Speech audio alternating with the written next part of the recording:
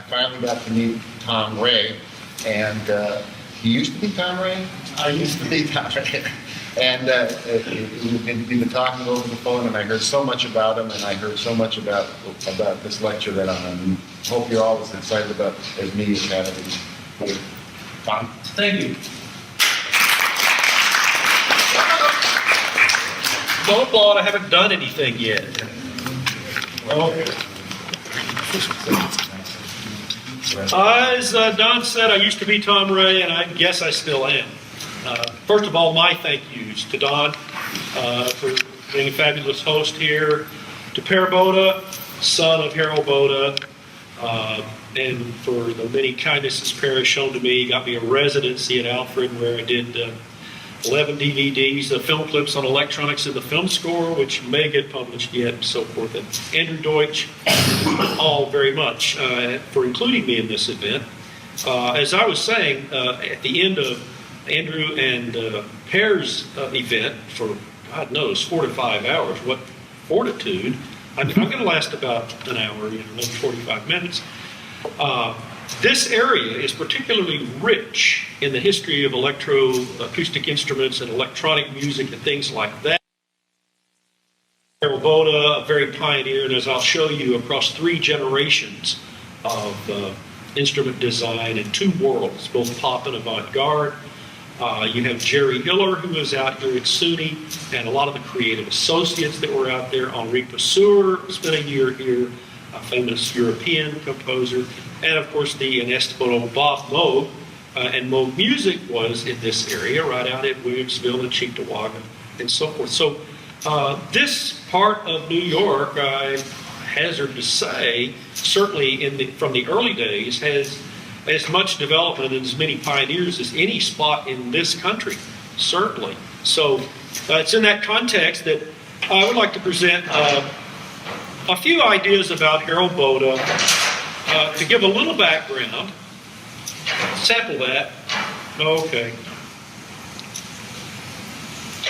A little slideshow here first. Then I'm going to tell people how vocoder actually works. And then we're going to hear some pop music in particular. I forgot to mention, I'm from Berklee College of Music in Boston, Massachusetts. That was the commercial. Yes, thank you. All right. Well, I didn't do it, did I? There we go. Harald Bode. 3 generations of design for electroacoustic music. Harald Bode, born 1909. A scientist with an artist's soul. Here we see Harald hard at work with his slide rule. There's not much more you can do in about 1930.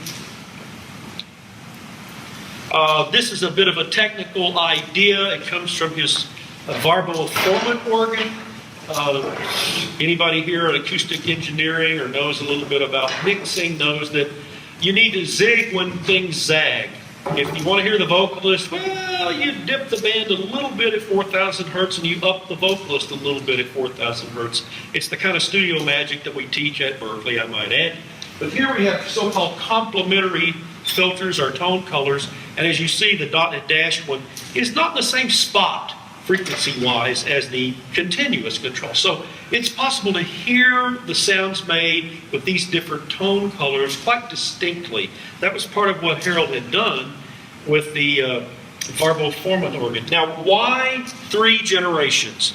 Well, because Harald started building instruments way back in the 30s, the melodeon and things like that. He played over radio, and of course not TV at that time, but certainly over radio. And we have another example of some of his early instruments here. Harald playing, obviously with a symphony orchestra. Electronic musical instruments were taken very seriously, and should be, in this particular time. So he started his career with a generation of light music, if you will, and an instrumental kind of performance and things like that. Again, radio station. Now here's Harald with the Bode mellow chord at the first electronic music studio in Cologne, Germany.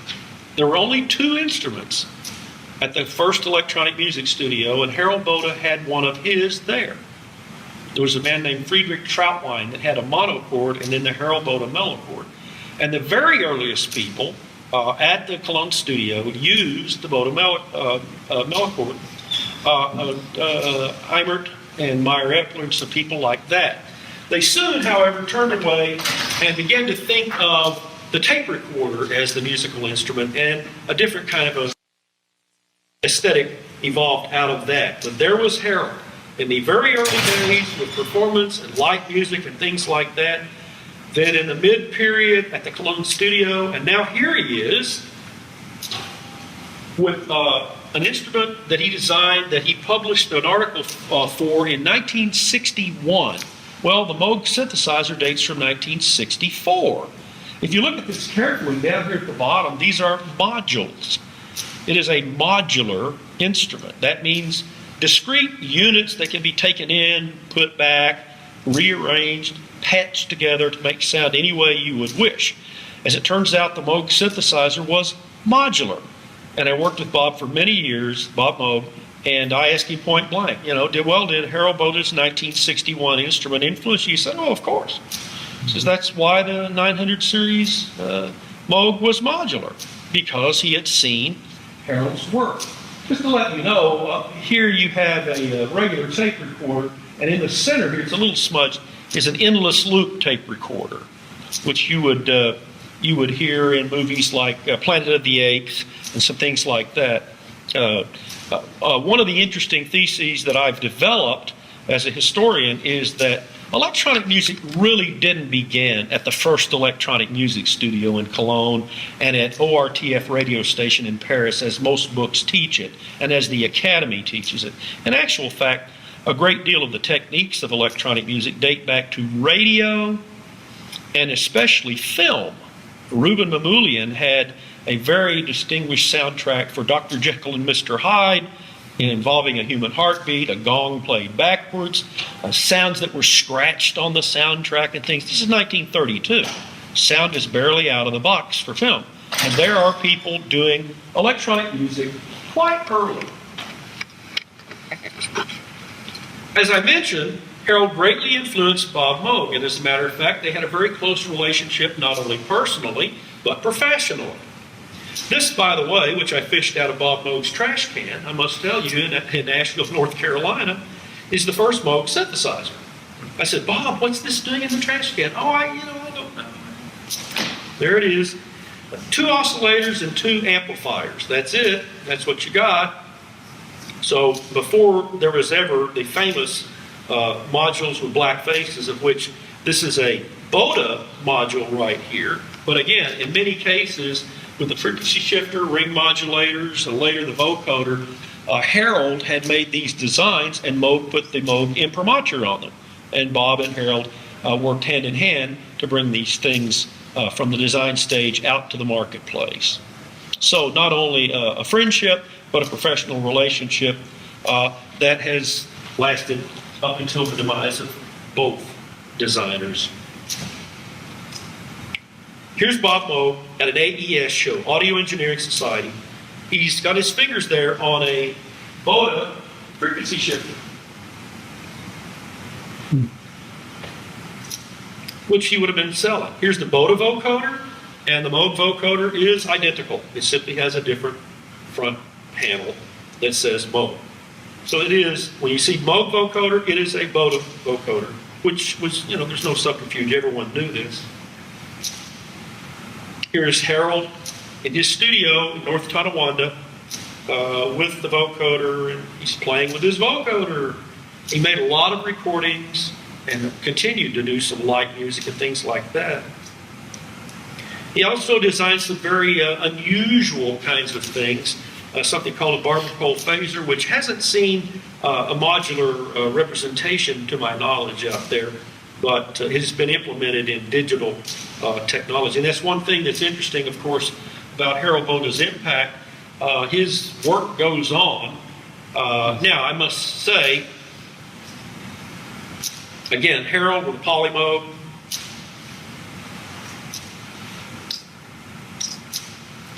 Now, let's back up a little bit and point out, I think Bode's vocoder brought attention to the vocoder, to the performing musician, and to the avant-garde composer more than any other vocoder. There are other vocoders, and there were at that time. As a matter of fact, Harald didn't invent the vocoder as such. A man named Homer Dudley made that invention. But Harald changed and modified the vocoder in several important ways, sufficiently important that he earned a patent for his vocoder. He had some very clever things that he did that made it better for entertainment, more intelligible, and some things like that. We go back to Homer Dudley in the 1930s, and the grandparent, I suppose, of the vocoder is the voder. Daddy, what's a voder? Well, if you're the 1939 World's Fair, then you got to hear something like this. It is an instrument that you can play, and as you press keys on it, it does certain English phonemes, or if you press a little lever over here, it goes, you know. Our speech, after all, is nothing more than a series of filters, if you will. When you say the vowel E, for instance, you note that your tongue rises up like this. Maybe a little resonance, a little hollow back here, a little hollow here. You know, you got some resonances there. And, you know, if you have filters tuned to those resonances and put a simple waveform from a synthesizer through, it'll say E. So knowing that, Dudley was capable of putting together these filters, these things which allow you to sort of mimic the human vocal tract and have it speak. It's very, very old and poor recording, but I thought it's worth listening to. The machine uses only two sounds produced electrically. One of these represents the breath. The other, the vibration of the vocal cords. There are no phonograph records or anything of that sort. Only electrical circuits, such as are used in telephone practice. Let's see how you put expression into a sentence. Say she saw me with no expression. Now say it in answer to these questions. Who saw you? Whom did she see? Did she see you or hear you?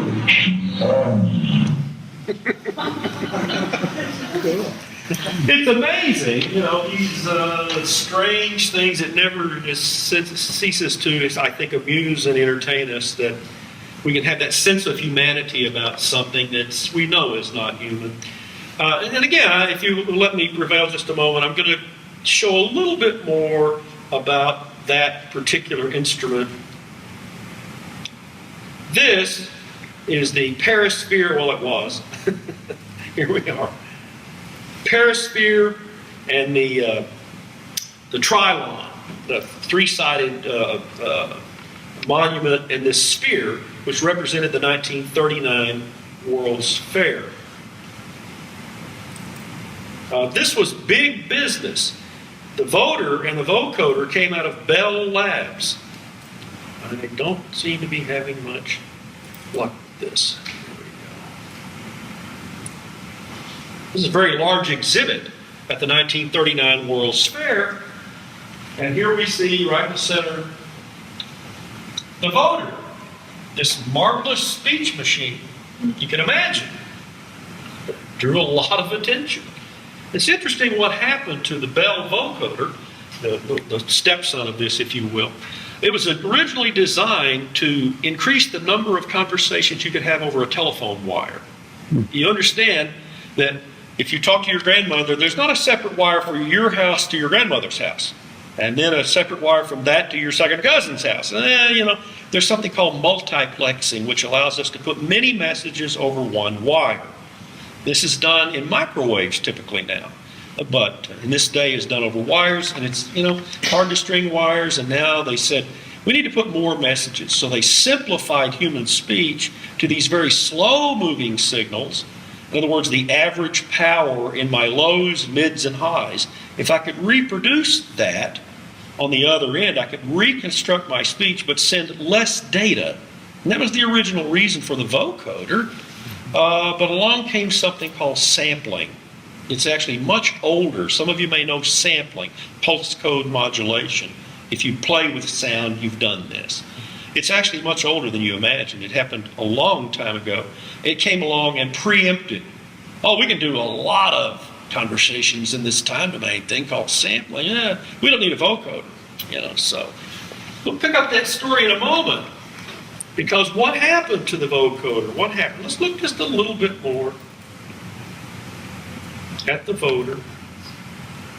Because this strikes me as kind of a real interesting, it's a generator. You can actually play it.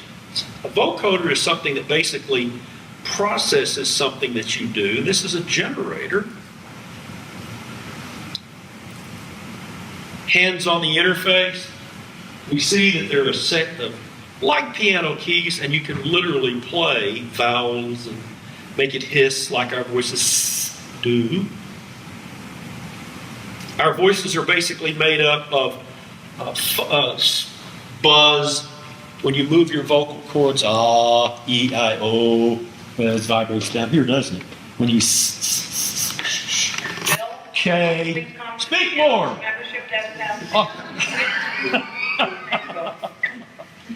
Is it my time? Okay, I'll go on with the lecture. All right. You got your voice box and you got the air escaping from various orifices here, your nose, your mouth, and so forth. And that's unvoiced and voiced. And that's kind of the way voters are made. That's kind of the way vocoders are made. I mean, how is she going to do it? Well, there are other ways, but this is about vocoders. And then finally, we get a sense of the general scheme. You're playing these spectrum keys, as they're called. An idea occurs to you. Muscle your muscles to it. You've got all these things to play. And you go from buzz to hiss. Hiss is hiss, and buzz is buzz. Okay? And then eventually it all goes around and comes out here. As we know, technical standpoint, all music does. So where does Harald come in? Well, he comes in probably with the most important vocoder that's made since Dudley took his to the Cologne studio, basically. Actually, Homer Dudley, he loved the vocoder, he loved the idea of it, and when he was preempted by sampling, he said, well, maybe there's some entertainment value to this thing. He took it over to Germany, to Bonn, to a man named Werner Meyer-Eppler. Meyer-Eppler was a phonetician, somebody that worries about speech, teaches speech. And Meyer-Eppler was obviously very interested in something that could make instruments talk. And he got a hold of some other people, and they founded, in essence, the first electronic music studio that was dedicated to electronic music. As a matter of fact, it was at a radio station, NWDR, Northwest Deutsche Rundfunk, I think. As the first one in Paris for Musique Concrète was at a radio station. Why not?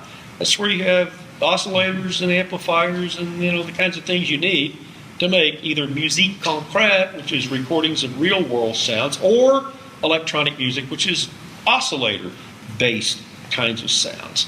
So it became extremely important, the vocoder, not so much for the original design for the telephone company, but for the entertainment value of helping to kick off that original electronic music studio.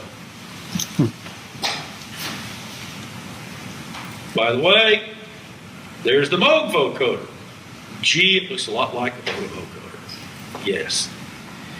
Now let's look at what a vocoder is and how it... Oh, what the heck? Let's play a little vocoder music.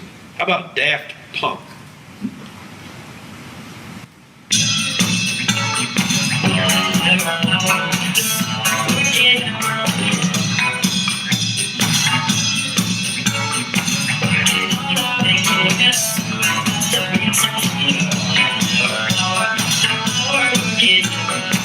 Feel our blood dance.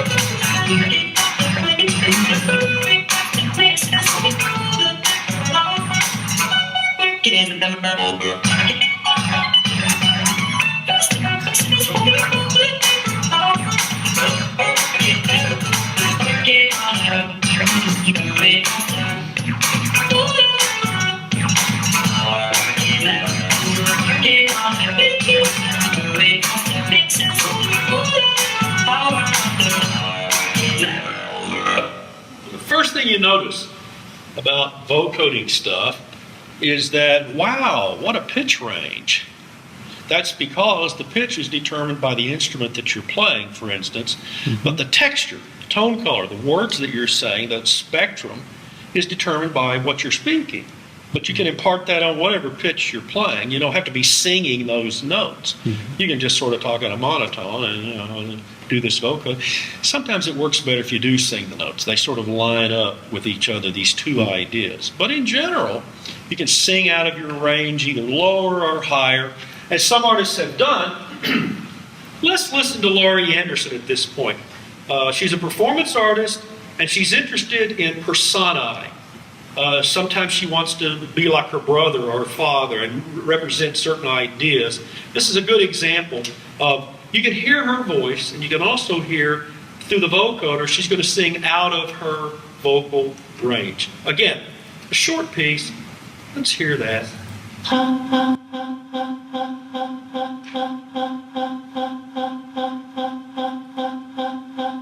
Oh, Superman.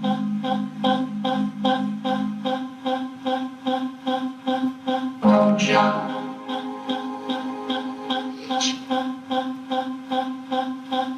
Oh, Mom and Dad. Mom and Dad.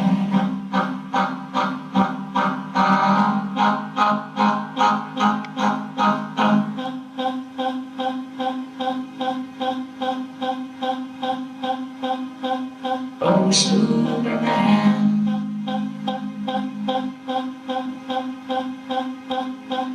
Oh, John.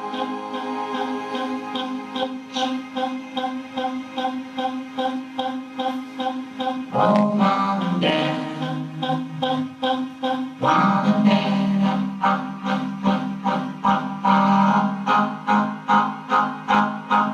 Hi. I'm not home right now, but if you want to leave a message, just start talking at the sound of the tone.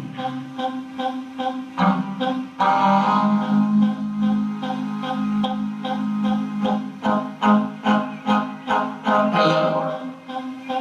This is your mother. Now let's look a little bit and see if we can understand how this actually happens. Okay, let's look at the overall flow of the vocoder first. Let's see what we have, in other words. In a vocoder, well, all these strange little blocks and everything. Well, we basically have two inputs. We have a program input and we have a carrier input. Now, in the case of making an instrument speak, you would put the instrument into the carrier, a synthesizer into the carrier. You would put the microphone into the program. Well, let's see what happens to each of those signals now. We'll ignore all this stuff at the bottom for the moment and look at the analyzer and synthesizer. Well, the microphone gets broken up, your voice, into many different bands. Your voice, when you speak, even if you speak at a certain pitch, la, la, la, la, la, there's actually harmonics. There's a lot of information up there, a lot of different frequencies going on. And the question arises, well, how powerful is that information of all those frequencies? So if you break the voice up into many strata, like a big layer cake, highs, mids, and lows, then you can send it through something called an envelope follower and find out how much power is there right now. Is there an envelope? Is it high? Is it small? What is it? Okay. Now, how do we think about an envelope follower? Very simple. Most people nowadays that have an older piece of audio equipment have something called a VU meter. A VU meter is an envelope follower. When you put 440 hertz, A440, tuning A, a very simple wave into any device, the meter doesn't flop up and down 440 times a second, does it? No, it goes like that. And that's telling you how much power is in this right now, okay? If you just have a static sound, it'll go up, it'll be this much power. If the sound changes in power, like your voice does, exquisitely changes, it's a wonderful musical instrument, then you're going to get the VU meter doing this. If you draw that out on a piece of paper, we would call that an envelope, the change of the intensity of something in time. So it's an envelope follower. And the data from the envelope follower is sent over to amplifiers that mirror these same frequencies, one-to-one, lows, mids, and highs, and it opens and closes an amplifier with the same shape that the voice was giving. Well, then if I put a wave into the carrier input, it's broken up into the same layer cake as the voice, and therefore I can open the lows, mids, and highs in this waveform on the synthesizer in the same way my voice was modulating lows, mids, and highs, and therefore the waveform speaks. It's really that simple. This stuff down here is for making decisions, voiced and unvoiced. That's like buzz and hiss, and that's indeed what Harald called it. It's saying, is this person using their vocal box right now or no? And in general, when we use our vocal box, we're making low frequencies, la la la la. Yeah. When we're not using our vocal box, we're making high frequencies. Say. Very high frequencies. All you got to do is put something in there that says, is this high or is this low? If it's high, put a noise source into the vocoder and let that be the thing that you hear. If it's low, put the carrier in there and let it be the pitch that the person's playing on the synthesizer. Fairly straightforward too. One of the things, by the way, that Harald did is he put the sound from the program input directly to the output and had a knob to control that to where the very high frequencies of your voice could go directly to the output rather than being vocoded. This made things more intelligible. Intelligible by that I mean you could tell what the vocoder was saying. Well, an envelope follower. Let's look a little bit more about that. What the heck is an envelope follower? Here I've got on the left AC, alternating current, positive and negative. Power that comes out of the wall is AC. It's very low frequency, 60 hertz. Sometimes you hear things humming. You know why they hum, by the way? Because they don't know the words. They don't know the lyrics. Yeah, there's always a guy that knows the same jokes. By the way, I tell my students I teach a number of things at Berkeley College of Music, including acoustics, with this fairly technical course, a little bit of algebra. You know, a lot of musicians are a little afraid of it. By the way, we're all music majors at Berkeley. 4,000 of us. 4,000 music majors. Can you imagine? No. And I work there. Ooh. You might think of it as a little bit technical, and I tell them this is not a course you would want to flunk. Because if you get in my section again, I tell the same jokes year after year. And I do. You get different audiences, you know. So, goes in as AC, goes through the envelope follower, just like the VU meter. Even though the sound is flopping around 440 times a second, the VU meter is moving rather slowly. It's literally showing you the envelope of whatever's coming in. If you could see my voice now on a VU meter, it would be doing like that. Okay? And then finally,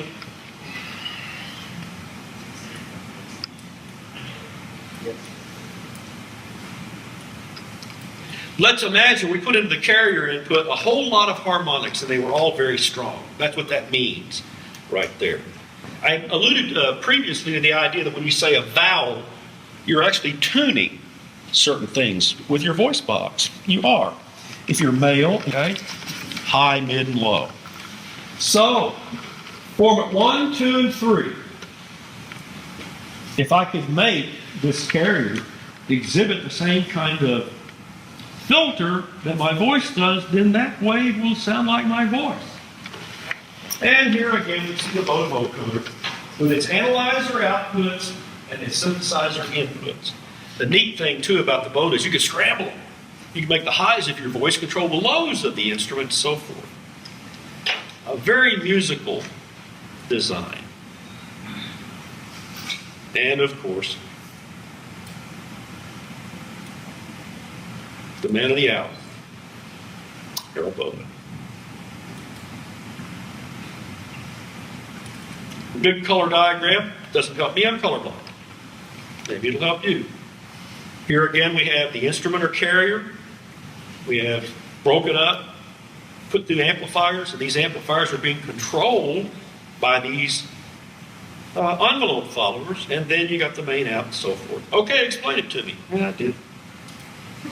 So, Dad, I need to talk about that. Let's play another short for vocoding thing, and then I'm going to save this one for last. It's something I think is just beautiful. Did anybody know Imogen Heap? Frou-frou first? Yeah? You know, at Berkeley, we're pretty much what's happening now with stuff. A lot of pop music going on, things like that. Some avant-garde music going on at Berkeley too, but we don't tell students, you have to learn this. You have to learn that in terms of the literature that they want to learn. They do what their heart desires. They move in the direction for contemporary music that they want to do. Then I'm going to show you what's not a vocoder. There's a number of things around. They're interesting, but they're not a vocoder. But still, they might sound a little like a vocoder. People get, there's a lot of mystery on the internet, as you know, a lot of erroneous information. You hear things like Portishead on Mysterons, that's vocoder. No, it's a mini-mode. They said, well, it's a theremin. I said, no, it's a mini-mode. Okay. And I knew it by ear, but I had to prove it by, going out, looking at videos and stuff and saying, yeah, there it is. And then they used a source. It was a mode product, but not a theremin. All kinds of stuff like this. You don't quite know, do we now, what's what? With Photoshop and with all the digital tools that we have, you're not quite sure that anything you see or anything that you hear is what it seems. Okay? Well, that's a two-edged sword. Isn't that terrible? No, isn't that exciting for an artist? Oh my gosh, I don't know exactly what I'm hearing. I can make things happen that I want to happen. Let's play the Kraftwerk. And then I'll show you a few that are not vocoders, and then we'll listen to the Imogen Heap, and then we'll go home.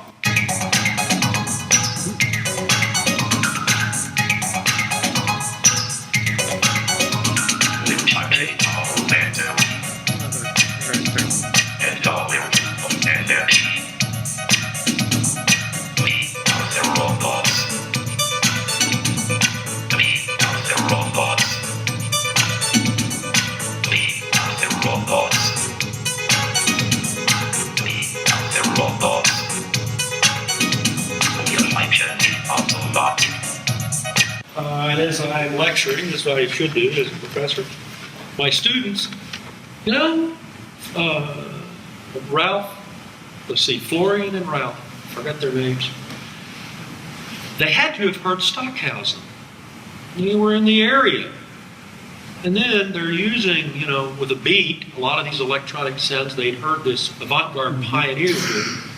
The wall between pop music and avant-garde music is not as firm and entrenched as people could imagine.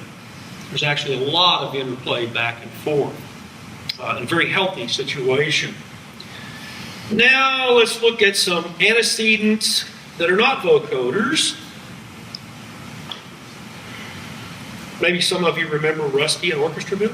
Just audio, I'll just play a tiny little bit of this. Let's meet the Woodwind family. The Woodwind? Who are they? Here they come now. I'll introduce them to you. This is Clarence the clarinet.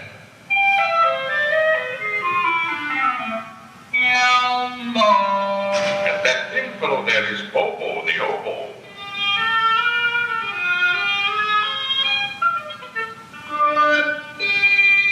And the two silver fellows in the family, the flute and his baby brother, the piccolo.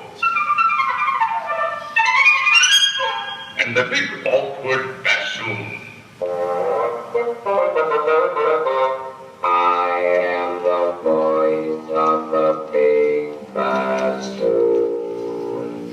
Now, these were not done with the vocoder. It's kind of interesting.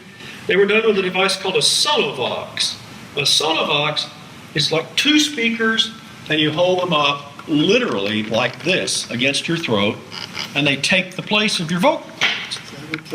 Yeah, that's the same thing. The people that have had their voice box removed for one reason or the other that hold the electronic device up so they are able to speak, it's injecting this pitch into their throat, and the sonovox is injecting whatever kind of music you want into your throat, and then you can move your mouth to give diction to that music. So all they had to do is have the sound of the bassoon playing, and then the voice, big bassoon. You don't use your vocal box at all.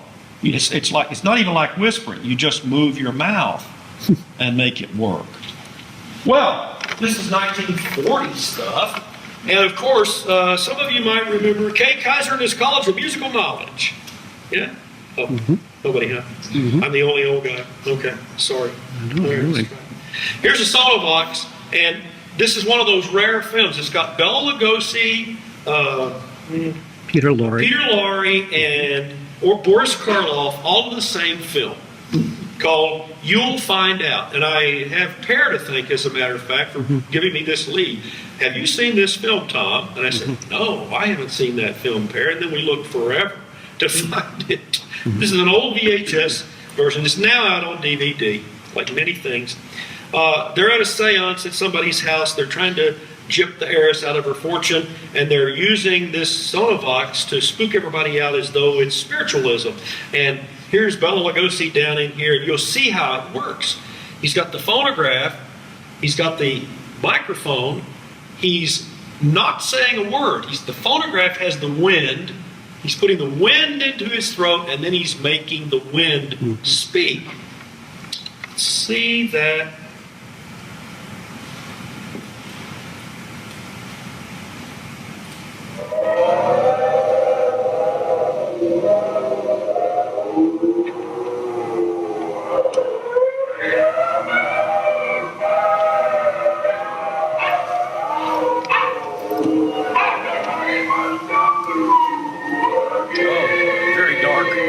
Yeah. I don't know if those are you think those are the switches right there? Let me get the zippers.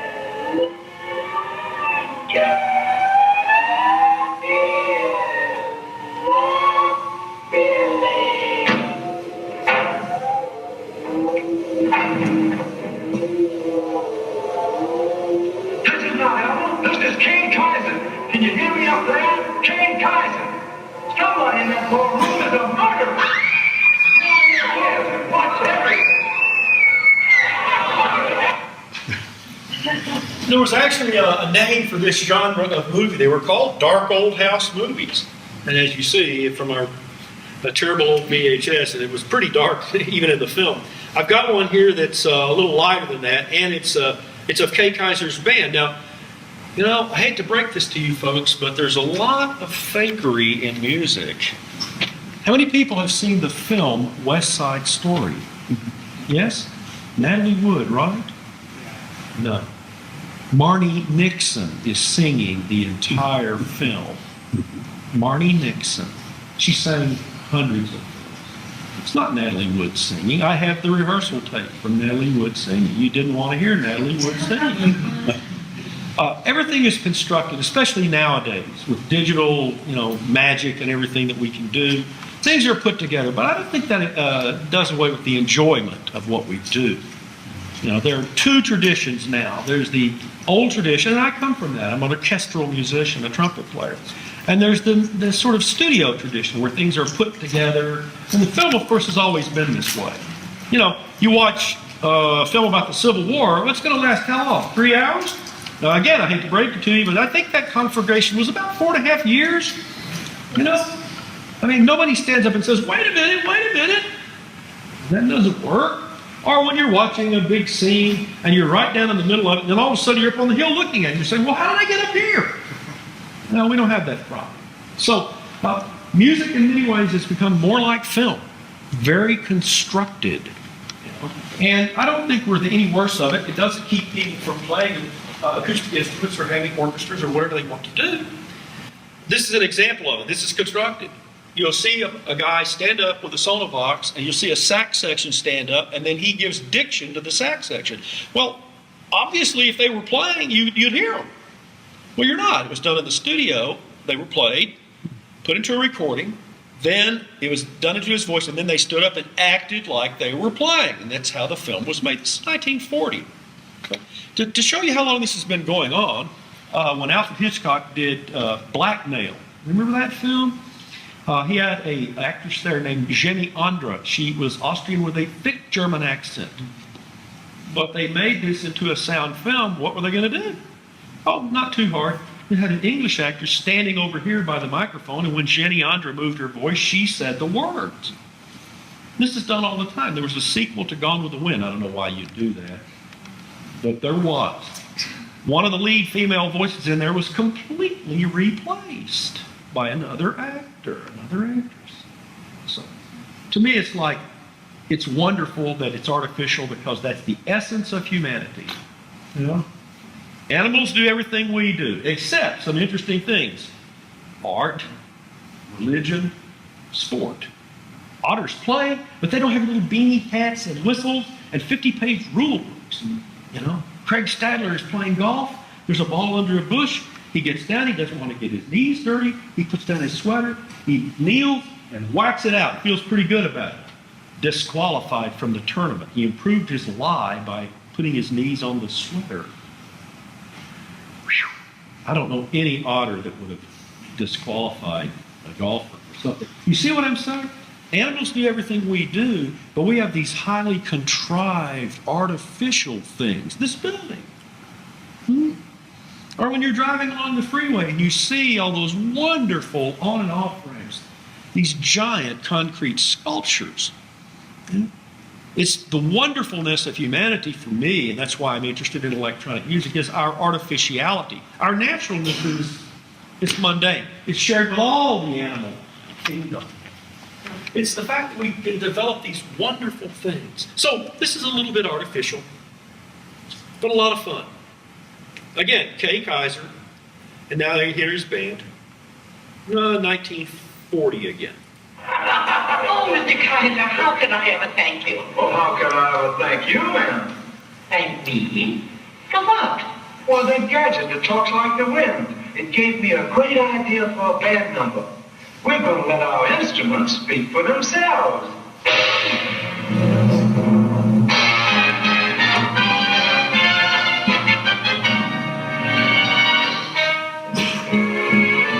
Tonight we present a new miracle of electricity, the solar box. Harry Babbitt, using special solar box units, gives diction to the tones of the instruments as they play. Harry forms the words, but the instruments sing them. Say it, Saxon.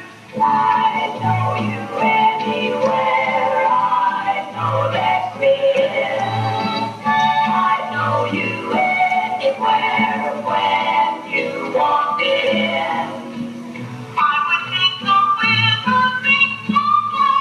in your eyes, watching the starlight and dance in your eyes. You got to let go.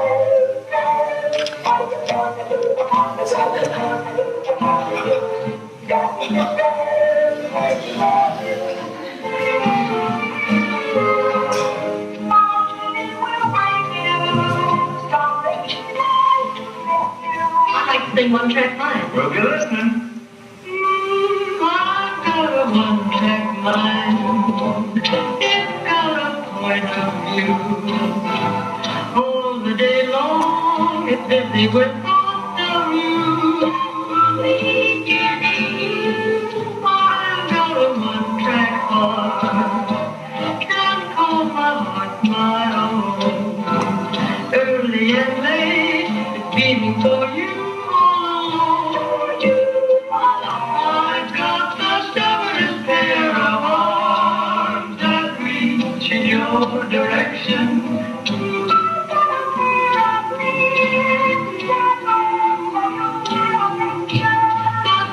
Your one-track mind, and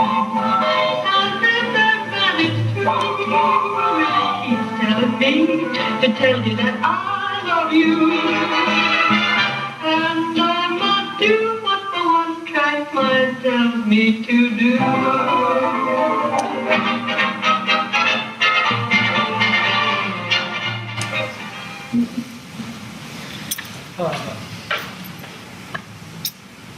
And now something in between. Now I might add, these early kinds of ideas were extant from the 30s and the 40s even, but they really didn't have the power of the vocoder. The vocoder is an electronic device.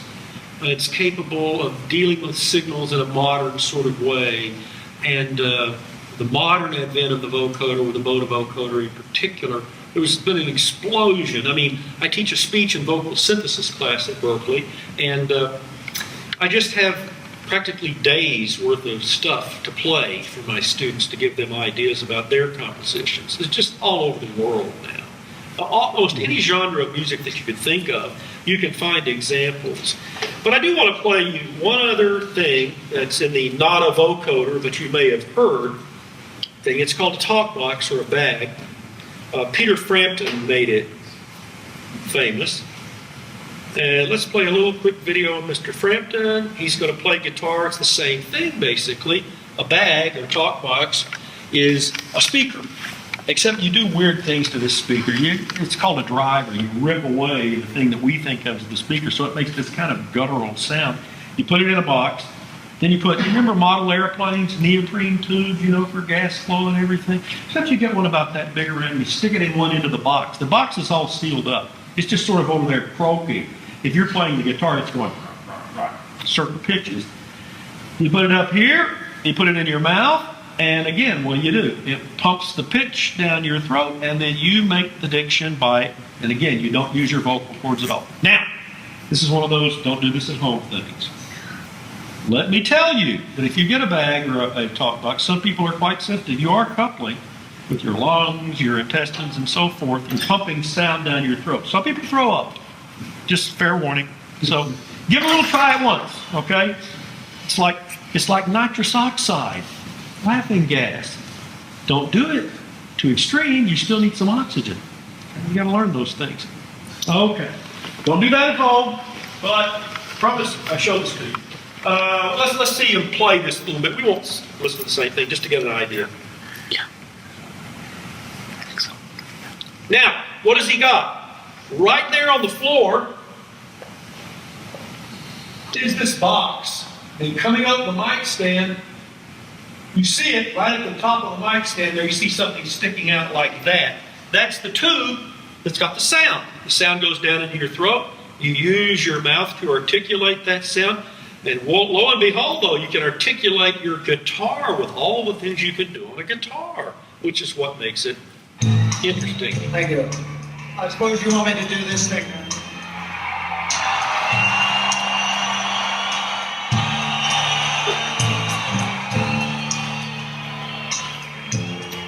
All right. Doesn't sound very excited.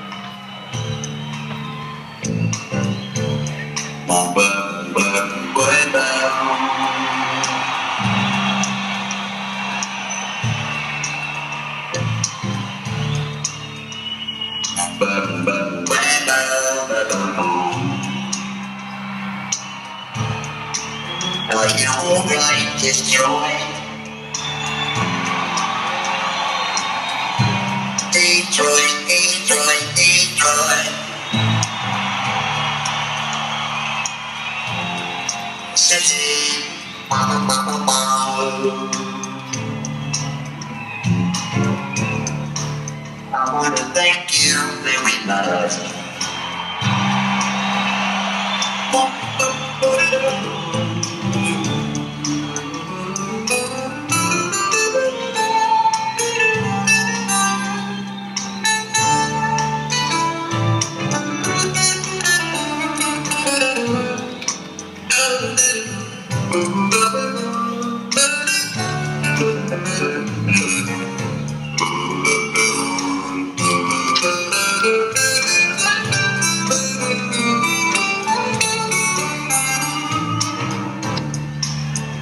You make me feel so good.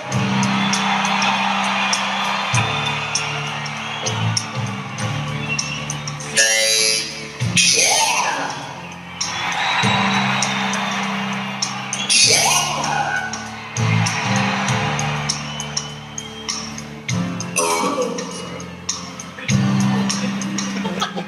Got him in a shock. I want you. Let me hold your hand. You. Thank you, thank you, thank you, thank you, thank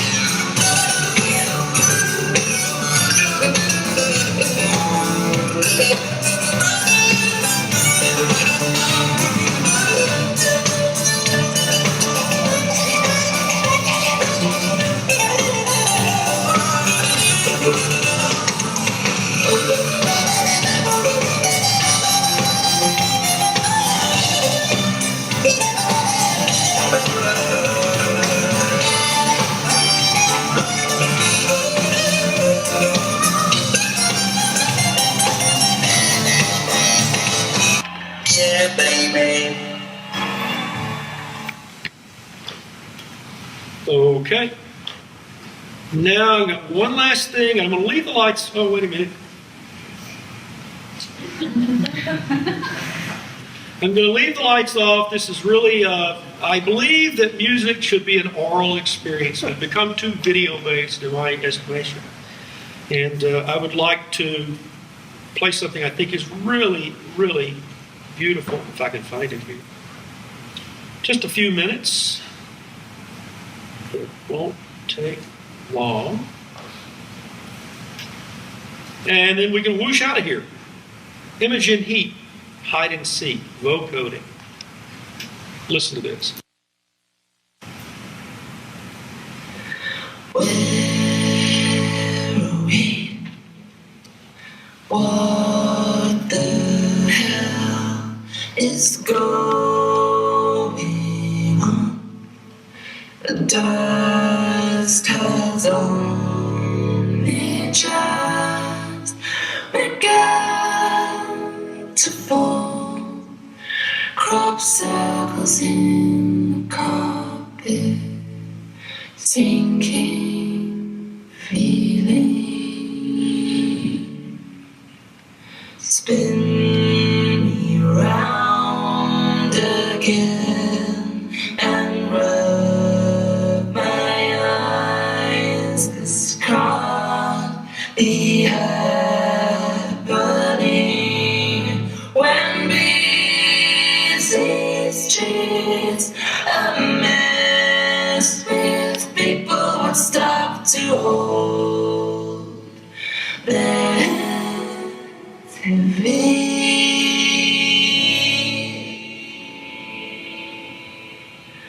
Hide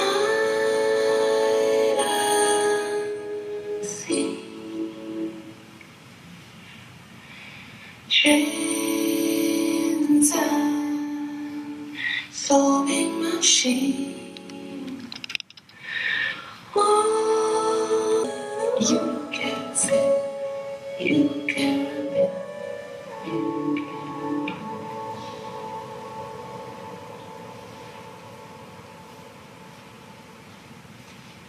Thank you for sharing this evening. I'm honored to have been able to call Harald Bode my friend. Thank you.